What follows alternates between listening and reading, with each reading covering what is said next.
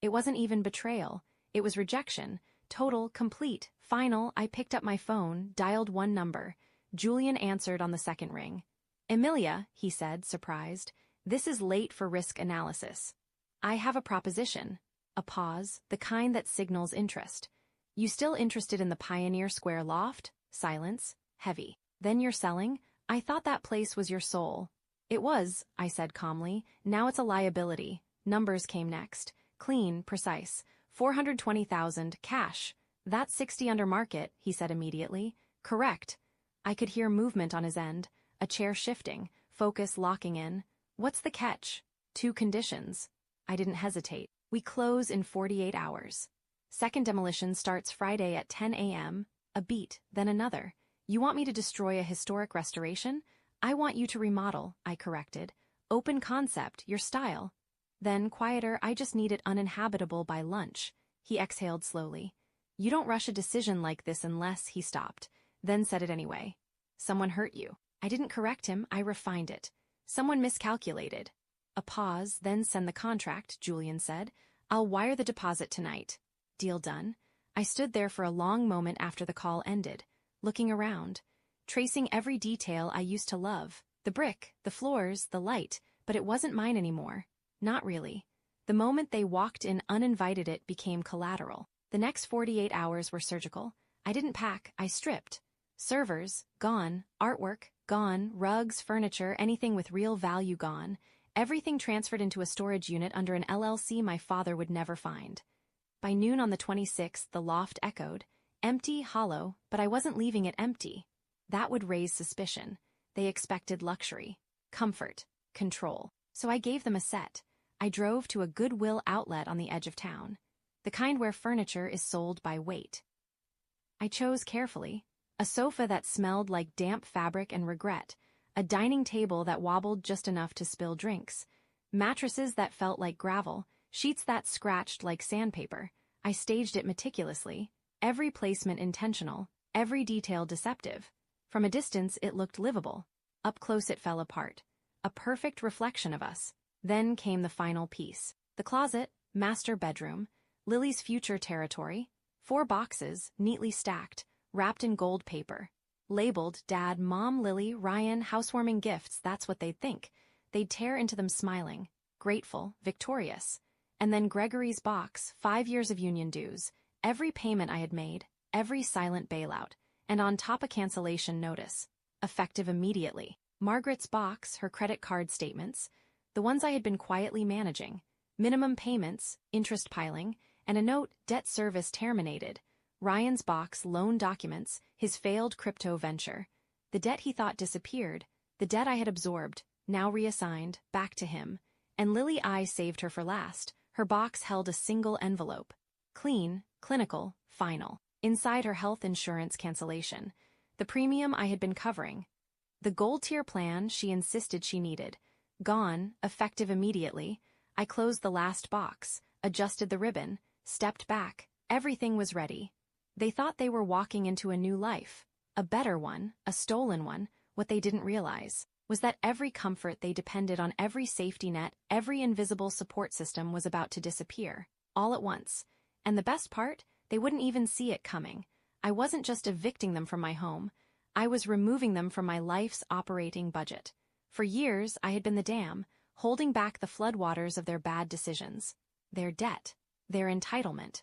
Today, I opened the floodgates. I tied the final ribbon on Lily's box. Perfect, beautiful, deceptive. Then I walked to the kitchen counter and wrote a note on my personalized stationery. "Welcome home, make yourselves comfortable. You've earned everything that's coming to you." I placed the keys under the mat, the only promise I actually kept. Then I left, no hesitation, no second glance. The building wasn't my sanctuary anymore. It was a blast zone, and the timer had already started. I was in the first-class lounge at SeaTac when it happened. Calm, warm lighting. A glass of champagne in my hand that cost more than Ryan's monthly contribution to society. My laptop sat open in front of me, streaming everything. 4K clarity, front row seat. They had moved in the night before, exactly as predicted. The loft looked degraded. Pizza boxes stacked on a table they had already scratched. Ryan sprawled across the couch, drooling into fabric that smelled like neglect. Lily shuffled into frame, one hand pressed against her lower back. "This mattress is awful," she complained. "It's lumpy." A pause. "Emilia must have taken the good ones." "Then we'll buy new ones," my mother said, entering with a mug of coffee. "Once we sell some of this junk." She looked around with thinly veiled disgust. "I can't believe she lived like this." A small scoff. "No wonder she's single."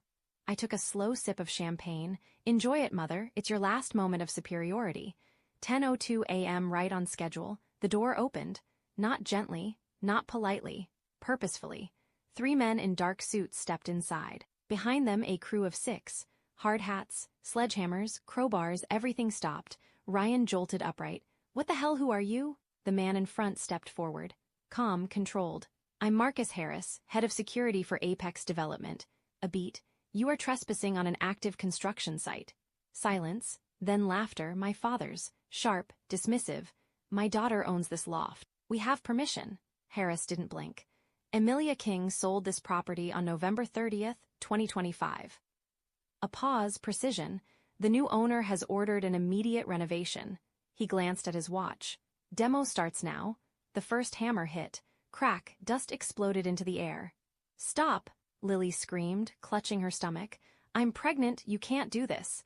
"You have 5 minutes to vacate," Harris replied calmly. "After that, everything inside becomes debris." "I'm calling the police," my father snapped, fumbling for his phone. "This is illegal, we get 30 days. "There is no lease," Harris said. "No tenant agreement." A beat. "You are squatters." Another impact. Crash. The kitchen island split. From my screen it looked surreal, almost clinical. This wasn't just chaos, it was a psychological collapse. They weren't panicking because they were losing a home. They were panicking because they were losing control. Their entire worldview built on the assumption that I existed to serve them was breaking in real time. "Where is she?" my mother shrieked, grabbing Harris by the lapel. "She wouldn't do this. She loves us." Harris removed her hand. Effortless. Professional. "She sold the property." A pause. "She's gone." "Look," Ryan shouted suddenly, holding up one of the gold boxes. "She left gifts. She wants us here." He tore it open. And I watched it happen. Confusion, recognition, horror. "It's a bill," he whispered. The loan. My father ripped open his box. My mother followed. Paper tore. "She canceled the card," Margaret gasped. "The minimum is $3,800. "My insurance," Lily cried. "I don't have coverage." The room collapsed into noise. A symphony of consequences. The walls came down. Literally, figuratively, completely. "Out," Harris said. "Now." And just like that they ran, not for their clothes, not for valuables, for the papers, as if holding the debt could undo it. They stumbled into the hallway, covered in dust, dragging the remains of their illusion behind them, and then the feed cut. Black, power severed, silence. I leaned back, exhaled slowly. It was done. 6 months later, Tokyo, Japan, and then Seoul, South Korea. The rain here is different, softer, gentler, cleansing. I sat on the platform at some sort of Korean traditional foyer. Wood warm beneath me. No noise, no demands, no expectations, just quiet. A courier arrived an hour ago, left a letter, handwritten. Familiar, Lily. I didn't open it right away. I finished eating kimchi ramen first. Only then did I read it.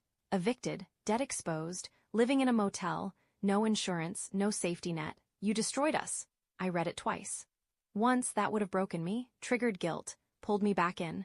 But now, nothing, not anger, not satisfaction, not even relief, just absence. Because this wasn't hate. Hate is connection. This was something else. Detachment. Permanent, complete. I hadn't just sold a condo. I resigned from being their daughter, their provider, their solution. Position closed. No reapplications accepted. I folded the letter neatly. Placed it in the recycling bin. Not burned. Not saved. Discarded. There was only one loose end. The innocent. I opened my laptop. Sent a message. Status of the trusts. Reply executed. Irrevocable. Funds secured. Access at 18. Parents have no control. Good, I closed the laptop. My nephews would have a future, but the adults, they made their choices. They bet everything on my compliance. And the market corrected. I looked out at the garden. My sanctuary wasn't a place anymore. It was this. Silence, control, ownership of my own life. They tried to take everything from me, so I gave them the only thing they ever truly earned. Consequences. thank you so much for listening to this story. I'd love to know where you're tuning in from today, so leave a comment below and tell me what you thought about the ending. If your family makes you feel small, so they can feel big, remember this. You do not need to set yourself on fire to keep the family warm. You do not need to be the draft horse. Sometimes the most powerful thing you can do is unplug the castle, walk out the front door, and never look back. If you enjoyed this story and want more like it, make sure to subscribe to the My Revenge Space channel, like this video, and share the good news to everyone. Until next time, stay strong and stay free.